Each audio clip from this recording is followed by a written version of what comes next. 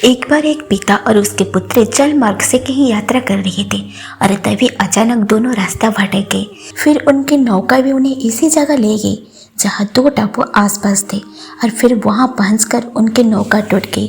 पिता ने पुत्र से कहा, अब लगता है हम दोनों का अंतिम समय आ गया है। दूर दूर तक कोई सहारा नहीं दिख रहा था। अचानक पिता को एक उपाय सूझा। अपने पुत्र से कहा कि वैसे भी हमारा अंतिम समय नजदीक है, तो क्यों ना हम ईश्वर की प्रार्थना करें। उन्होंने दोनों टापू आसपास में बांट लिया, एक पर पिता और एक पर पुत्र, और दोनों अलग अलग टापू पर ईश्वर की प्रार्थना करने लगे। पुत्र ने ईश्वर से कहा, हे भगवान, इस टापू पर पेड़ पौधे उगा जाए जिसके फल फूल से हम अपनी भूख मिटा सके। ईश्वर द्वारा प्रार्थना सुनी गई। तत्काल पेड़ पौधे उग गए और उसमें फल फूल भी आ गए। उसने कहा, ये तो चमत्कार हो गया। फिर उसने प्रार्थना की, एक सुंदर स्त्री आ जाए जिसे हम यहाँ उसके साथ रहकर अपना परिवार बसाए। तत्काल एक सुंदर स्त्री प्रकट हो गई। अब उसने सोचा कि मेरी ही प्रार्थना सुनी जा रही है, तो क्यों ना मैं ईश्वर से यहाँ से बाहर निकलने का रास्ता मांग लूं। उसने ऐसा ही किया। उसने प्रार्थना की, एक नई नाव आ जाए जिसे सवार होकर मैं यहाँ से बाहर निकल सकूं। तत्काल नाव प्रकट हुई और पुत्र उसमें सवार होकर बाहर निकलने लगा। तभी एक आकाशवाणी हुई, बेटा तुम अकेले जा रही हो, अपने पिता को साथ नहीं लोगी।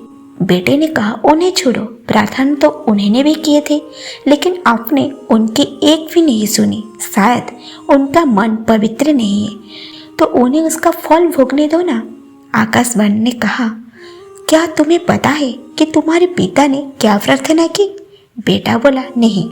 आकाशवाणी बोली, तो सुनो, तुम्हारे पिता ने एक ही प्रार्थना की, हे भगवान, मेरा बेटा तुमसे जो भी मांगे उसे दे देना, क्योंकि मैं उसे दुख में हरगिज़ नहीं देख सकता, और अगर मरने की बारी आई तो मेरा मौत पहले हो।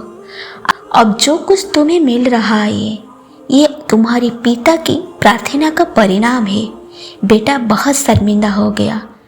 दोस्तों, हमें जो भी सुख, समृद्धि, मान, यश, धन, संपत्ति और सुविधाएं मिल रही है, उसके पीछे किसी अपने की प्रार्थना और शक्ति जरूर होती है।